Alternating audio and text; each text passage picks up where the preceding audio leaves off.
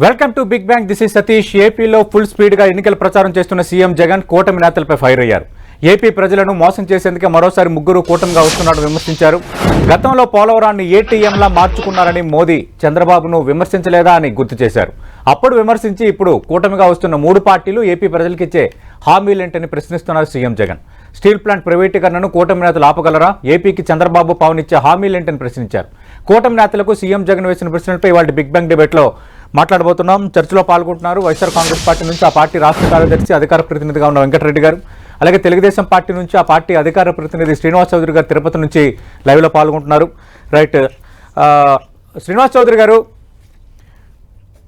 గతంలో పోలవరాన్ని బాబు ఏటీఎంలా మార్చుకున్నారు, ఇప్పుడు మళ్ళీ కలిసి వస్తున్నారు. అలాగే రాష్ట్రానికి సంబంధించి గతంలో తెలుగుదేశం పార్టీ ఇచ్చిన హామీలు, కేంద్రం చేసిన హామీల విషయం సంబంధించి మరోసారి మోసగించాలని ప్రయత్నిస్తున్నారు. ఇది నిన్న ముఖ్యమంత్రి వైఎస్ జగన్మోహన్ రెడ్డి చేసిన కామెంట్స్. దానిపై ఏం సమాధానం ఉంది మీ దగ్గర? అలాగే ఎన్టీవీ ప్రేక్షకులకి, ప్యానెల్లో ఉన్న వెంకటరెడ్డి గారికి, వైసీపీ నేత, నా నమస్కారాలు. నమస్తే అండి. జగన్మోహన్ రెడ్డి గారి యొక్క మాటల్లో, ఆయన ప్రసంగాల్లో పూర్తిగా చాలా క్లియర్ కనబడేది ఏంటంటే, నేను ఓటమికి గురి అవుతున్నాను కాబట్టి నా ఫ్రస్ట్రేషన్ నుంచి ప్రశ్నలు మొదలవుతుంది. షర్మిలా గారు చెప్పింది వాస్తవానికి అనిపిస్తాను. కొంత ఆయనకి ఏమైనా మతి స్థిమితం ఏమైనా తగ్గిందా? అలాంటి పదాలు ఇక్కడ వ్యాఖ్యలు కాదు. ఇక్కడ నేను ఆయన కొన్ని కామెంట్స్ చేశారు, ఆ కామెంట్స్ గా సమాధానం ఇవ్వండి. సతీష్ గారు, మీరు ఆమె చెప్పిన మాటని ఉటంకించారు, అవసరం లేదు. ఒకటి. రెండో విషయం ఏంటంటే, సతీష్ గారు జగన్మోహన్ రెడ్డి గారు పూర్తి స్థాయిలో భయపడ్డారు. ముగ్గురు కలిసి పెద్దలతో, ఢిల్లీ పెద్దలతో పట్టుకుని కుట్ర చేస్తున్నారంట. మరి నీ కట్ట ఒకటే కదా గెలిచింది, నీ పేరే కదా 250 గెలిపించారు, నీ మాటే వేదం కదా, నువ్వు గీసిందే గీత కదా.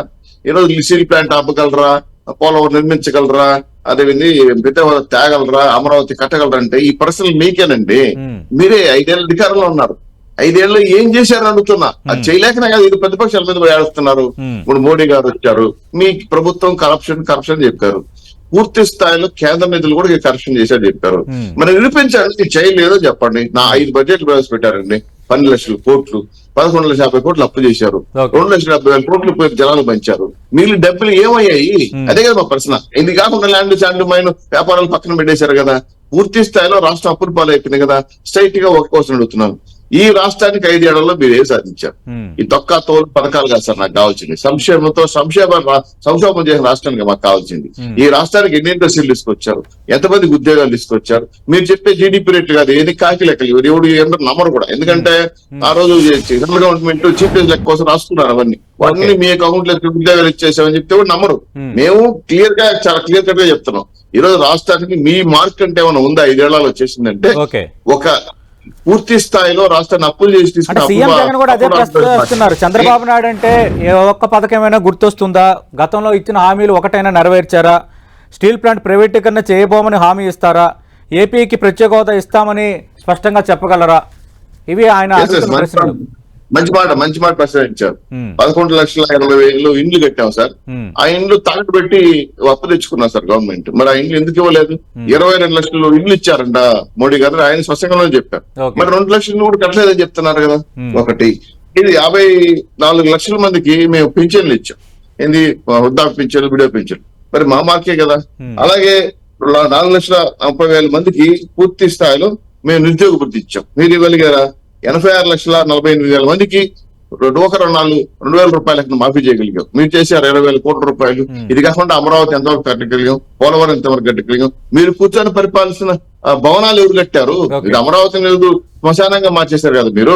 మాకంటూ ఒక ప్రయోగం చేసుకున్నాం, మేము బ్రహ్మాండంగా అభివృద్ధి చేసే ప్రయత్నం చేసాం, నవరాగలు నిర్మించాలనుకున్నాం, అమరావతిని కట్టాలనుకున్నాం. మీరు 3 రాజధానులు అది కట్టలేదు కదా. కనీసం సిపిఐ రద్దు చేశారా? మేము మద్యపాన నిషేధించి మేము ఓటు ఎక్కడానికి వస్తా ఉన్నారు. ప్రశ్నిద్దాం, ఖచ్చితంగా అవన్నీ అడుగుదాం. వెంకటరెడ్డి గారు ఆల్రెడీ ముఖ్యమంత్రి, దయచేసి శ్రీనివాస్ గారు ఇద్దరే ఉన్నారు. అన్ని ఒకసారి మాట్లాడిస్తే కాదు సార్, 1 by 1 వెళ్దాము. మీరు ఇద్దరే ఉన్నారు. ఒకే పాయింట్ సార్, ఒకే మెగా డిఎస్సీ కావచ్చు, అలాగే మీరు ఇస్తున్నటువంటి నిరుద్యోగ సంబంధించిన అంశాలు 2,40,000 కోట్లు 2,40,000 పోస్టులు 1,40,000 పోస్టులు బ్యాక్లాగ్ పోస్టులు ఇస్తామన్నారు. ఇవ్వలేదు కదా, ఇవ్వమని చెప్పండి. అది కాకుండా మీరు మమ్మల్ని విమర్శించడం వల్ల ఏమైపోయింది చెప్పండి. రైట్, వెంకటరెడ్డి గారు, మమ్మల్ని ప్రశ్నించడం కాదు, ఈ ప్రశ్నలన్నీ వైఎస్ఆర్ కాంగ్రెస్ పార్టీకే వర్తిస్తాయి. ఇది తెలుగుదేశం పార్టీ కామెంట్ నిన్న సీఎం జగన్మోహన్ రెడ్డి వ్యాఖ్యలపై. సతీష్ గారు, ముందుగా మీకు అట్లానే తెలుగుదేశం ప్రతినిధికి 10 టీవీ ప్రేక్షకులందరికీ నమస్కారాలు, గుడ్ మార్నింగ్. నమస్తే అండి.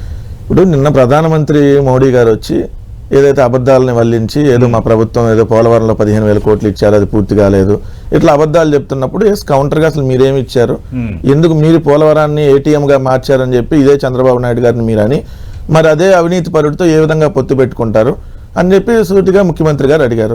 అది అన్నారా లేదనేది వాళ్ళు సమాధానం చెప్పాలి. ఆల్రెడీ లైవ్ లో కూడా ఉందో, కావాలంటే మీరు కూడా రికార్డ్ ప్లే చేసి వినిపిస్తారు. ఇదే ప్రధానమంత్రి మోడీ గారు అన్నాడు కదా, పోలవరాన్ని చంద్రబాబు నాయుడు ATM లాగా వాడుకున్నాడు అని. 2019 ఎన్నికల ప్రచారంలో అన్నారు. అంటే ఎన్నికల ప్రచారం వచ్చినప్పుడల్లా ఇష్టం వచ్చినట్టుగా మాట్లాడేస్తారు ప్రధానమంత్రి గారు. అంటే మార్చుకున్నాడా లేదా అనేది మీరు మార్చారన్నారు, ఇప్పుడు మార్చలేదనేది చెప్పండి. లేదు మార్చాడండి, కానీ మేము రాజకీయ ప్రయోజనాల కోసం పొత్తు పెట్టుకున్నామని చెప్పండి. మీరు అన్న 15,000 కోట్లు పోలవరానికి ఇచ్చారన్నారు కదా, 15,000 కోట్లే ఇచ్చారు మీరు. కానీ ఆంధ్రప్రదేశ్ రాష్ట్ర ప్రభుత్వం ఇప్పుడు వరకు ఖర్చు పెట్టింది 21,034 కోట్లు ఖర్చు పెట్టింది. మీరు ఇచ్చింది 15,146 కోట్లు. అది చంద్రబాబు నాయుడు గారు ఉన్నప్పుడు కావచ్చు, మేము ఉన్నప్పుడు కావచ్చు. అంటే ఇంకా రావాల్సిందంత మీ దగ్గర నుంచి 5,888 కోట్లు ఇంకా మీ దగ్గర నుంచి బ్యాలెన్స్ రావాలి. అంటే రాష్ట్ర ప్రభుత్వం ఖర్చు పెట్టిన దానికే ఇంకా మీరు 5,888 కోట్లు రీఎంబర్స్ చేయలేదు. మరి మీరు ఏ విధంగా ప్రధానమంత్రి గారు మాట్లాడతారు? 12,911 కోట్ల రూపాయలకి మొదటి దశ కంప్లీట్ అవ్వడానికి ఆమోద ముద్ర వేస్తున్నామని చెప్పి ఆల్రెడీ సంవత్సరం అయింది.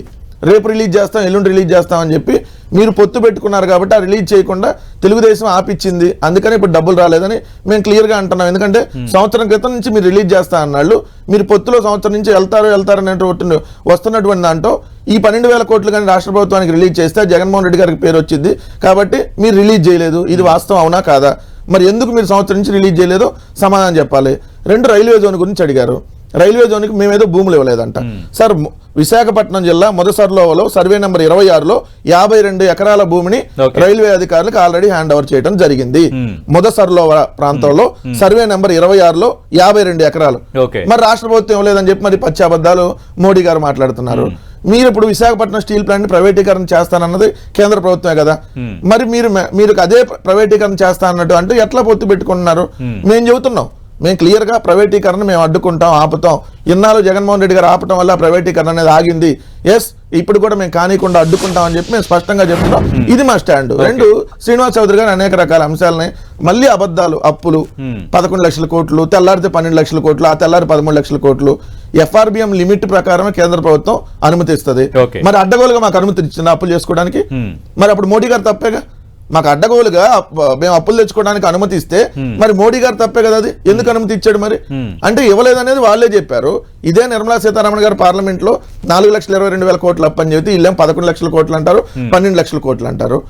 ఇంకొక అంశం నేను ప్రస్తావిస్తున్నా, ఇక్కడ ఏదో డెవలప్మెంట్ లేదు దాని మీద మాట్లాడమన్నారు. నేను జస్ట్ ఒక 10 కంపెనీలు విపక్షాలు పాయింట్అవుట్ చేస్తుంది అదే, అంటే వెల్ఫేర్ కొంత ఉంది బట్ డెవలప్మెంట్ ఏపీలో లేదు అని.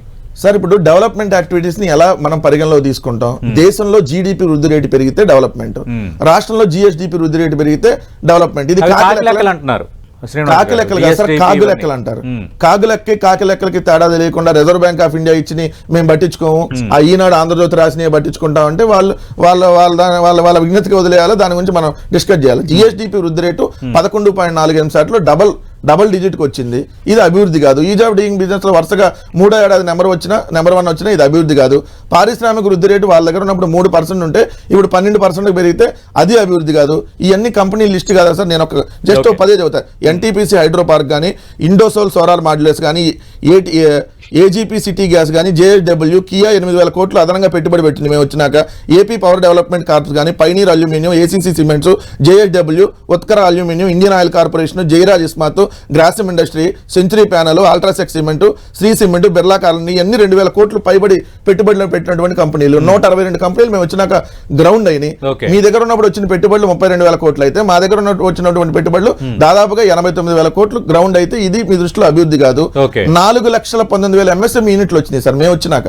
చంద్రబాబు నాయుడు గారు ఉన్నప్పుడు వరకు ఉన్నటువంటి MSME యూనిట్లు కేవలం 190,000 అయితే 2 సంవత్సరాల కోవిడ్ లో కూడా ఎక్కడ MSME యూనిట్లని ఎక్కడ కూడా నెగ్లెక్ట్ చేయకుండా వాళ్ళకి ప్రోత్సాహకాలు ఇచ్చి అదనంగా ఈ రోజు ఎంఎస్ఎంఈ యూనిట్లు 4,19,000, అప్పుడు 1,90,000 ప్లస్ ఇప్పుడు 4,19,000.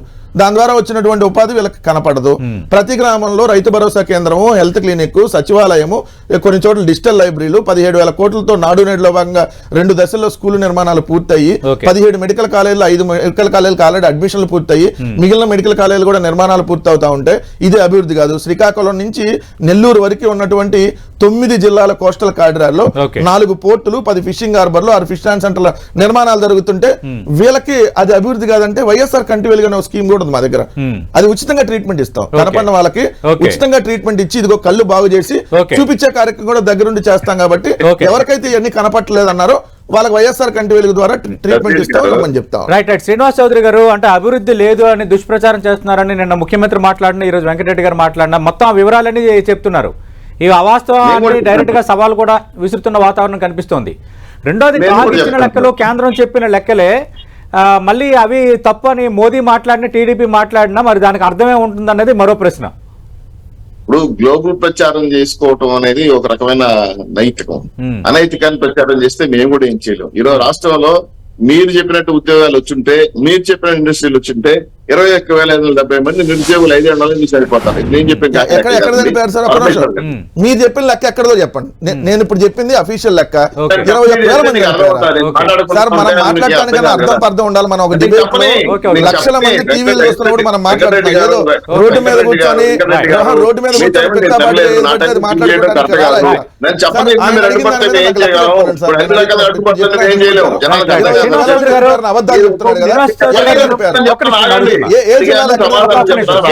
మీరు చేస్తున్న ఆరోపణలకు ఆధారాలు లేవని 21,000 మంది ఆత్మహత్య అంటున్నారు.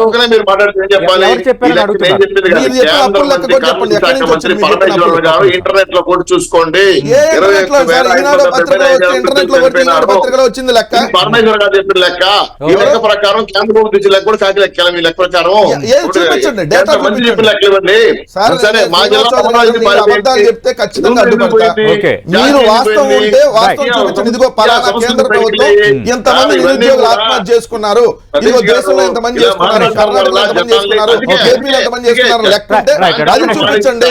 శ్రీనివాస్ చౌదరి గారు, అది చూపించండి. అప్పులకు సంబంధించి కూడా నిర్మలా సీతారామన్ కేంద్రం చెప్పిన లెక్కలే దానికి శాంటిటీ ఉంటుంది అంటున్నారు కదా. మరి ఇంకా అప్పులకు సంబంధించి కేంద్రం ఇచ్చిన లెక్క, జిఎస్డికి సంబంధించి కేంద్రం ఇచ్చిన పారామీటర్సే, ఈజ్ ఆఫ్ డూయింగ్ సంబంధించి కేంద్రం ఇచ్చిన పారామీటర్సే, ఇవే ఇప్పుడు ఆ లెక్కలన్నీ వైఎస్ఆర్ కాంగ్రెస్ పార్టీ చెప్తోంది.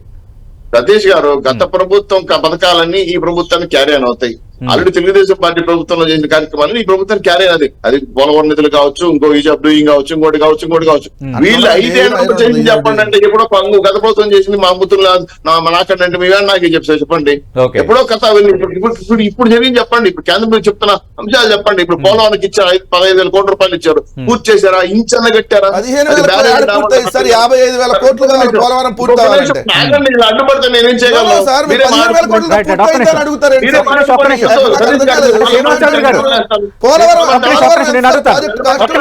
శ్రీనివాస్ చౌదరి గారు, మీ ఇద్దరు వాదన పక్కన పెడదాం. పోలవరానికి సవరించిన అంచనా వ్యయం ప్రకారం ఆర్ఆర్ ప్యాకేజీ కలిపి 55,000 కోట్లు అవసరం అవుతుంది. అందులో ఆర్ఆర్ ప్యాకేజీ 33,000 నుంచి 35,000 కోట్లు ఉందనేది అది క్లియర్ కట్ అంశం. అది రాష్ట్ర ప్రభుత్వం ఏం చెప్తుంది? ఇప్పటివరకు రాష్ట్ర ప్రభుత్వం తరఫున 21,000 కోట్లు ఖర్చు పెట్టాము. ఆ 21,000 కోట్లలో 15,000 కోట్లు మాత్రమే రీంబర్స్ చేశారు. ఇంకా ఆర్ఆర్ ప్యాకేజీకి సంబంధించి స్పష్టత లేదు. మొన్న మనం చూసాం, నితిన్ గడ్కరీ ఇలాగే ఎన్నికల ప్రచారంలోకి వస్తున్నప్పుడు కామెంట్ చేశారు. పోలవరం సంబంధించి మిగతా పనులు కొంత సాగుతున్నా కొంత నత్తనడక కావడానికి ఆర్ఆర్ ప్యాకేజీ అనేది ప్రధాన అడ్డంగా ఉందని. మరి సతీష్ గారు ఇంకో మాట చెప్పండి. ఇప్పుడు పాదయాత్ర చేసేటప్పుడు ఏం చెప్పారు? కేంద్రం ఇస్తున్న 1.5 లక్షలు చాలదు, నేను 3.5 లక్షలు కలిపి 6 ప్రకటిస్తున్నారు. దీనికి 1,66,000 ఎకరాల్లో ఉన్న ముంపు ప్రాంతాల్లో పూర్తయినటువంటి అందరికీ కూడా సాయం చేస్తానని చెప్పిన జగన్మోహన్ రెడ్డి గారు మరి ఆర్ఆర్ ప్యాకేజీలు ఇచ్చిన విషయాలు కాకుండా ఈ ఎవరైతే నిర్వాసితులకు సాయం చేసే పరిస్థితి ఎందుకు కడిగేశాడు? ఒకటి, ఆ రోజు పూర్తి చేసిన పోలవరం 950 మెగా యూనిట్లు విద్యుత్ వచ్చేది. దాదాపు అటు ఉత్తరాంధ్రలో ఇటు కోస్తాంధ్రలో కొన్ని లక్షల ఎకరాలకి అవకాశం వచ్చేది, పంటలు పండే అవకాశం. ఈయన ఆర్బీఆర్ కేంద్రాలు కట్టారంట. ఆర్బీఆర్ కేంద్రాలు దేనికి సార్? దేనికి సార్ నాతో ఇప్పుడు ప్యాకెట్ ఆడుకోవడానికి నేను ఏం మాట్లాడుతున్నారు సార్? నాకు అర్థం కాలేదు. కనీసం మాట్లాడడానికి తెలుగుదేశం వాళ్ళకి కనీసం బుద్ధి జ్ఞానం ఉందా? ఏంటి రైతు భరోసా కేంద్రాలు ప్యాకెట్ కేంద్రాలు మీకు? మీ తెలుగుదేశం పార్టీ కేంద్రాలు ఏమన్నా ఇంకా వేరే ఏమన్నా కోపాలుగా ఉన్నాయో చూసుకోండి. రైతులకు సంబంధించిన రైతు భరోసా కేంద్రాలు ఆర్బీకే కేంద్రాలను ప్యాకెట్ కేంద్రాలను ఎలా అడుగుతున్నారు వైఎస్ఆర్ కాంగ్రెస్ పార్టీ. అంటారు ఎంత మాట్లాడతా కనీస జ్ఞానం ఉందా తెలుగుదేశం పార్టీ? మీ తెలుగుదేశం పార్టీ కార్యాలయాలు ఉన్న ప్యాకెట్ స్థావరాలు లేదంటే ఇంకేమైనా కోపాలుగా ఉన్నాయో ఒకసారి చెక్ చేసుకోండి. చెప్పండి రైతు భరోసా కేంద్రాలు కట్టారు, దేనికి కట్టారు చెప్పండి, ప్లీజ్ చెప్పండి. దేనికి కట్టారు? రైతు పంట వేసేటప్పటి నుంచి పంట కొనుగోలు చేసేదాకా రైతుకి చెయ్యి పట్టి నడిపించే రైతు భరోసా కేంద్రాలు మీకు తెలియకపోతే తెలుసుకోండి. రైతుల ఆత్మహత్యలను అధ్యయనం చేయడానికి కేంద్రం నుంచి బృందాలు వచ్చాయి. బట్ రైతు భరోసా కేంద్రాలు విజిట్ చేయడానికి కేంద్రం నుంచి బృందాలు వస్తున్నాయి. అది చేంజ్ తెలుసుకోండి. అవగాహన లేకుండా తెలుగుదేశం నోటు మీద వస్తే అది అహంకారంతో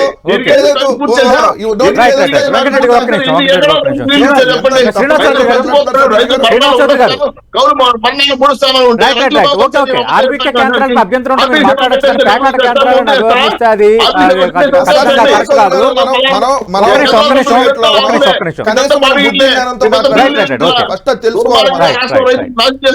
తెలుసుకోవాలి. మొన్నటిదాకా వాలంటీర్లు తిట్టి మళ్ళీ వాలంటీర్లు మనిషిలాగా ఒక మాట శ్రీనివాస్ గారు ఒక్క నిమిషం. నేను అడిగారు మీరు అడిగారు నిరుద్యోగ ఆత్మహత్యలు అన్నారు. ఒక్క నిమిషం శ్రీనివాస్ గారు నిన్న ముఖ్యమంత్రి మాట్లాడిన మరో 2 అంశాలు ఏంటంటే ఏపీకి ప్రత్యేక హోదా ఇస్తామని జట్టు కట్టారా, ఎందుకు ప్రత్యేక హోదా కోసం ఎవరు మాట్లాడలేదు, 2 స్టీల్ ప్లాంట్ ప్రైవేటీకరణ చేయబోమని హామీ ఇస్తారా, నా వల్లే ఇన్ని రోజులు ప్రైవేటీకరణ ఆగింది, ఈ రెండింటికి సంబంధించి క్లారిటీ ఇస్తారా? సార్ జగన్మోహన్ రెడ్డి గారు మాటలు చూస్తుంటే మొచ్చటేస్తాను సార్, ఇంకొక నవ్వొస్తాను సార్. ఎవరు సార్ ప్రత్యేక చేస్తామని మేము చెప్పాం అజెండాలా. 15 ఏళ్ళు ఏం చేశారు సార్ నాకు అర్థం కాలేదు. 25 మంది ఎంపీలు ఆర్సీ మమ్మల్ని ఉన్నాను సార్. కేంద్రం కదా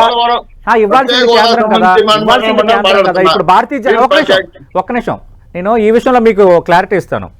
2014 నుంచి 19 అధికారంలో ఉన్న మీరు కానీ 2019 నుంచి ఇప్పటి వరకు అధికారంలో ఉన్న వైఎస్ఆర్ కాంగ్రెస్ పార్టీ ప్రభుత్వం కానీ విభజన హామీల అమలుకు ఇద్దరికీ బాధ్యత ఉంది. నేను ఆ విషయంలో 2 అభిప్రాయమే లేదు.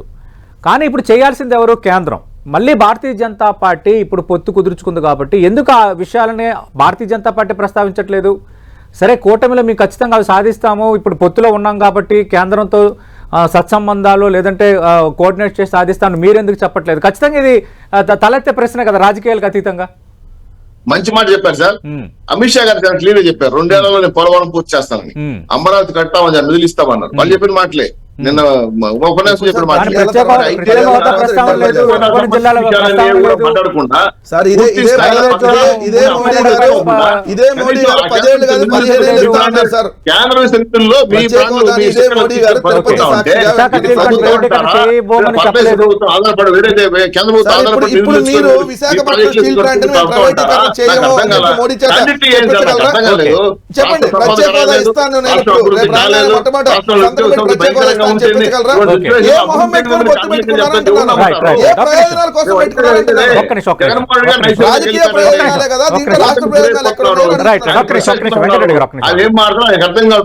శక్తుల్లో ఉండేటప్పుడు బొమ్మలు ఇచ్చేస్తుంది జగన్మోహన్ రెడ్డి. ఇదే మోడీ గారి చేత ల్యాండ్ టైటిలింగ్ యాక్ట్ ని మేము రద్దు చేస్తామని చెప్పించగలరా? ఈ రోజు కూడా మీటింగ్ ఉంది. పాయింట్ నెంబర్ 2 ప్రత్యేక హోదా మరి ఇస్తామని చెప్పించగలరా? నెంబర్ 3 పోలవరానికి సంబంధించి మొత్తం 12,000 కోట్లు రిలీజ్ చేస్తానే చెప్పగలరా? చెప్పండి నేను అడుగుతున్నా సూటిగా. దేని మీద? స్టీల్ ప్లాంట్ ప్రైవేటీకరణ 4 ప్రశ్నలకు సమాధానం చెప్పండి. ప్రధాని మోదీ చేత ప్రకటన చేస్తారా అని అడుగుతున్నారు. ఒక్క నిమిషం సార్ చెప్పండి, చెప్తే వినండి సార్. మాట్లాడండి వెంకటరెడ్డి గారు ఆగారు, నేను ఆపాను. నాకు అర్థమైన ప్రశ్న ఒకటి ల్యాండ్ టైటిల్ సంబంధించి మాట్లాడాడు. మేము సవాల్ చేస్తున్నాం, మేము అధికారంలోకి వచ్చిన వెంటనే 2వ సంతకం ల్యాండ్ టైటిల్ రద్దు చేస్తాం, అనుమానం అక్కర్లేదు. ఇంక 3 పైసలు అయ్యేవాడిగా నాకు అర్థం కాలేదు చెప్తుంటే తడమని చెప్తాను. అంటే అది కేంద్రం తెచ్చిన చట్టమే కాబట్టి అది రద్దు చేస్తామని మోడీ చేత ప్రకటన చేయించగలరా అనేది మొదటి ప్రశ్న. రెండోది ప్రత్యేక హోదా ఇస్తామని మోడీ చేత రెండోది విశాఖ స్టీల్ ప్లాంట్ ప్రైవేటీకరణ జరగదు అని చెప్పగలరనేది మూడోది. చేస్తామని చెప్పారు చంద్రబాబు నాయుడు గారు. మర్చిపోయారా? చేస్తాను కేంద్రం తెచ్చిన చట్టాన్ని మీరెవరు సంతకం పెట్టడానికి? Who are you? చట్టం అంటే ఇదే తప్పు. ఇదే జనం చంద్రబాబు నాయుడు రద్దు చేస్తాడా? ఏం మాట్లాడుతున్నారు? వెంకటరెడ్డి 2019 ఆగస్టు 10వ తారీఖున నీతి ఆయోగ్ పక్క రాష్ట్రం కేంద్రం తెచ్చిన ల్యాండ్ టైటిలింగ్ యాక్ట్ అవునా కాదా? ఫస్ట్ సమాధానం చెప్పండి. మీరు పరిశీలించండి. ల్యాండ్ టైటిలింగ్ యాక్ట్ కేంద్రం తెచ్చింది అవునా కాదా? మరి రాష్ట్రం ఎట్లా రద్దు చేస్తారు? కేంద్రం రిజెక్ట్ చేస్తే మళ్ళీ మీరు దుడ్డుదారులు అమలు చేసుకుని ఏ రాష్ట్రం ఈ నీతి ఆయోగ్ మీరు ప్రతిపాదిస్తున్న చట్టం వేరు. మీరు దాన్ని మార్చి మీకు అనుకూలంగా రాష్ట్రంలో భూములు తప్పేయాలని చేసిన కుట్ర ఇది. లేదా మోడీ చేత ప్రకటన చేస్తారా లేదా? స్టీల్ ప్లాంట్ ప్రైవేటీకరణ కాదని మోడీ చేత ప్రకటన చేయించే దమ్ము ధైర్యం మీకుందా? నేను అన్నిటికీ సమాధానం చెప్పండి. స్టీల్ ప్లాంట్ ప్రైవేటీకరణ కాదు, పోలవరం నిర్మాణం జరుగుతుంది. ప్రత్యేక ప్యాకేజ్ మేము డెవలప్ చేసి ఆంధ్ర వికసిత భారత్, వికసిత ఆంధ్ర దానికి కట్టుబడి ఉన్నాం. మేము అన్ని రకాల సవాలు స్వీకరిస్తాం. మొదటి రోజు చెప్తున్నాం మెగా డిఎస్ సంతకం. మీరు 5 ఏళ్ల ముందు వికసిత జరగలేదు.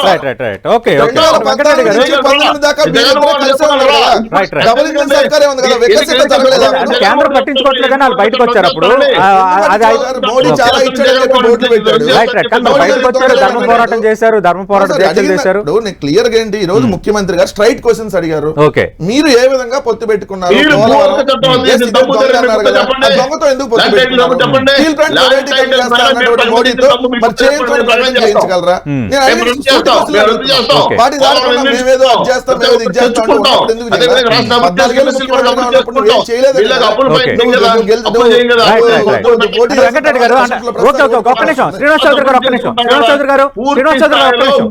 అబద్ధాలు చెప్పి రాష్ట్రాన్ని చెప్తున్నావా? మేము చేసామా అనేది ప్రజలకు తెలుసు. ఎవరు అబద్ధాలు ఎవరు నిజాలు అనేది ఓకే తేలిపోతాయి.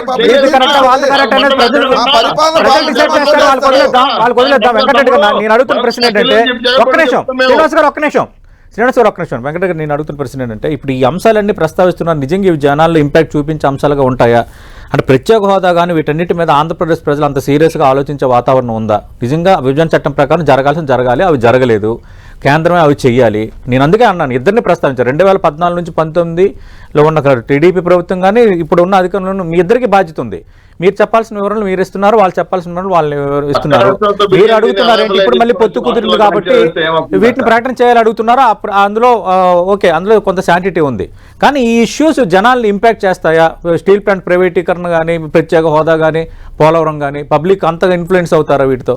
ఎందుకు పదే వీటిని ప్రస్తావిస్తున్నారు? పబ్లిక్ ప్రధాని ఖచ్చితంగా అబ్జర్వ్ చేస్తారు. సో ఏ ఒక్క అంశం మీద ఇంపాక్ట్ అయ్యి అనేది ఎన్నికలు జరగవు, అన్ని అంశాలను పరిగణలోకి తీసుకుంటారు. ఈ రోజు మా ప్రభుత్వంలో ఒక్క రూపాయి కూడా ఎక్కడ అవినీతి లేకుండా 2,70,000 కోట్లు నేరుగా ప్రజలకు అందినాయి. ఇది 77 ఏళ్ల స్వాతంత్ర భారతదేశ చరిత్రలో ఏ రాష్ట్రంలో పాజిబుల్ కాలా. సో మేము ఈ రోజు తీసుకొచ్చినటువంటి సిస్టమ్ వాళ్ళందరూ కొనసాగిస్తా ఉన్నారంటే మా పాలన బాగుందని అవతల అపోజిషన్ ఒప్పుకుంటున్నట్టే. రెండు ఈ అంశాలకు సంబంధించి మా చేతిలో లేనటువంటి అంశం. పోలవరానికి పూర్తి నిధులు ఇవ్వాల్సింది రాష్ట్ర ప్రభుత్వం కాదు, కేంద్ర ప్రభుత్వం ఇవ్వాలి. మరి ఆ కేంద్ర ప్రభుత్వం 4 ఏళ్ళు వాళ్ళ అధికారంలో ఉన్నప్పుడు జరగలేదు. సో ఆ 12,000 కోట్లు కూడా మేమే ఆమోద ముద్ర వేయించుకోగలిగాం. బట్ వీళ్ళు రిలీజ్ చేయకుండా ఆపగలిగారు. స్టీల్ ప్లాంట్ అనేది మా చేతిలో ఉన్నటువంటి కాదు, వాళ్ళు ప్రైవేటీకరణ చేస్తా అంటున్నారు. అలాంటి పార్టీలతో పొత్తులు పెట్టుకున్న వాళ్ళని ప్రజలు ఏ విధంగా చర్చిస్తారు? ఖచ్చితంగా తిరస్కరిస్తారు కదా. రైల్వే జోన్ మేము 52 ఎకరాలు ఇచ్చాము, ఇచ్చిన వాళ్ళు ఇవ్వలేదని అబద్ధాలు చెప్తారు. నేను సర్వే నెంబర్ తో సహా మొదటి సర్వేలో సర్వే నెంబర్ 26 52 ఎకరాలు డైరెక్ట్ గా కలెక్టర్ కూడా చెప్పడం జరిగింది. ఇవ్వలేదనంటే జీవో ఇవ్వండి, ల్యాండ్ అలాట్ చేయండి, జీవో ఇవ్వండి. అరే ఇచ్చారన్నా బాబు, మీకు జీవో ఇచ్చాము సర్వే నెంబర్లతో సహా చెప్తున్నారు. ఇచ్చారంటే ఇవ్వలేదంటే ఏం చెబుతాం? మీ అబద్ధాలు లెక్కలానే ఉంటాయి. 10 లక్షల కోట్లు అప్పు, 15 లక్షల కోట్లు ఈ లెక్కలానే ఉంటాయి అబద్ధాలు. శ్రీనివాస్ చౌదరి గారు, థ్యాంక్ యూ. వెంకటరెడ్డి గారు, మనం చూస్తున్నాం అటు ప్రధాని మోదీ పర్యటన నేపథ్యం, ఆయన చేస్తున్న వ్యాఖ్యల నేపథ్యంలో అటు రాష్ట్ర ప్రభుత్వం అలాగే ముఖ్యమంత్రి వైఎస్ జగన్మోహన్ రెడ్డి కేంద్రాన్ని ఉద్దేశించి కొన్ని ప్రశ్నలు సంధిస్తున్నారు. అలాగే కూటమిగా వస్తున్నారు కాబట్టి విశాఖ స్టీల్ ప్లాంట్ ప్రైవేటీకరణ ఆపగలరా, ప్రత్యేక హోదా సాధించగలరా, అలాగే 2-3 అంశాలను కూడా మళ్ళీ ప్రస్తావిస్తున్నారు. వీటన్నిటి నేపథ్యంలో మరి పబ్లిక్పై ఎంతవరకు ఇంపాక్ట్ చూపిస్తాయనేది ఆసక్తికరంగా మారుతోంది. అలాగే విజయవాడలో ఈరోజు ప్రధాని మోదీ రోడ్ షో ఉన్న నేపథ్యంలో ఇంకా ప్రధాని మోదీ వీటిపైన ప్రకటన చేయాలి, చేయకపోతే ఏమని అర్థం చేసుకోవాలన్న అంశాన్ని వైఎస్ఆర్ కాంగ్రెస్ పార్టీ పాయింట్అవుట్ చేస్తుంది. చూద్దాం ఇవి ఎంతవరకు ఇంపాక్ట్ చూపిస్తాయి. మరో 4-5 రోజుల్లో పోలింగ్ జరుగుతున్న నేపథ్యంలో దాని ఇంపాక్ట్ ఎలా ఉండబోతుందో చూద్దాం.